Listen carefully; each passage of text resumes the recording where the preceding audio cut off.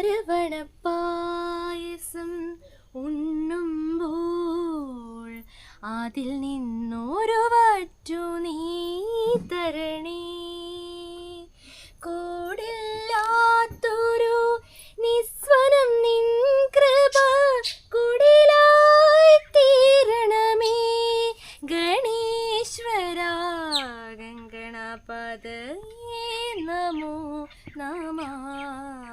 വിഘ്നേശ്വരാ ജന്മ നാളികേരം നിന്റെ തൃക്കാൽക്കലുടയ്ക്കുവാൻ വന്നു. ഹായ് ഹലോ ഗായ്സ്, അപ്പോൾ നമ്മുടെ ദിവാലിന്റെ സ്പെഷ്യൽ രംഗോളി നമ്മളിത് ഇവിടെ മേക്ക് ചെയ്ത് കഴിഞ്ഞിട്ടുണ്ട്. അപ്പോൾ നമ്മുടെ സ്വന്തം നമ്മുടെ ഗണപതിക്കുട്ടനെയാണ് ഞാൻ ഇതേ രംഗോളിയിൽ മേക്ക് ചെയ്തിട്ടുള്ളത് കേട്ടോ.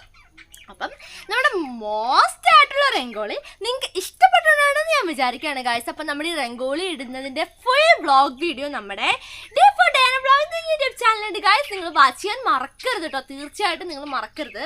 ചിലപ്പോൾ കാണുന്നവരൊക്കെ വിചാരിക്കും ഞാൻ ഡിസൈൻ ആദ്യമേ വരച്ച് വെച്ചിട്ട് വരച്ചതാണ്, അതിൻ്റെ മുകളിൽ കൂടി വരച്ചതാണ്, അതുപോലെ തന്നെ അങ്ങനെയൊക്കെ പല സംശയങ്ങളും ചിലപ്പോൾ നിങ്ങൾക്ക് ഉണ്ടാകും. അപ്പോൾ വ്ളോഗ് കണ്ടു കഴിഞ്ഞാൽ എന്താണെന്നുള്ളതിൻ്റെ സത്യാവസ്ഥ നിങ്ങൾക്ക് മനസ്സിലാകും. അപ്പോൾ നമ്മുടെ മോസ്റ്റ് ആയിട്ടുള്ള രംഗോളി നിങ്ങൾക്ക് ഇഷ്ടമായിട്ടുണ്ടോ ഗായ്സ്? നോക്കൂ.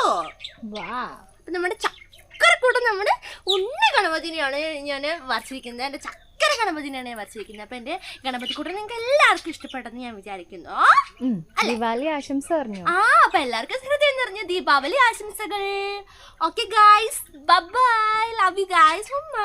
പക്ഷെ നിങ്ങൾ ആരും എനിക്ക് ദീപാവലി സ്വീറ്റ്സ് തന്നില്ല. എനിക്ക് അതുകൊണ്ട് ഭയങ്കര വിഷമമുണ്ട്. നിങ്ങൾക്ക് ആർക്കും ഒരു സ്നേഹവും ഇല്ല. ഞാൻ ആരോടും മിണ്ടില്ല. എടാ പോടാ, എടാ ക്ഷമിക്കടാ. ഇല്ല, എടാ ക്ഷമിക്കടാ. എടാ എന്തടാ ദിവാലി ആയിട്ട് എന്താ ആരും എന്നെ ഓർത്തില്ല? തരും. എപ്പം? വായില്ല. ഓക്കെ, തരും എന്ന് പറഞ്ഞോണ്ട് ഞാൻ ക്ഷമിക്കുന്നു. Okay, okay. ടാറ്റാ.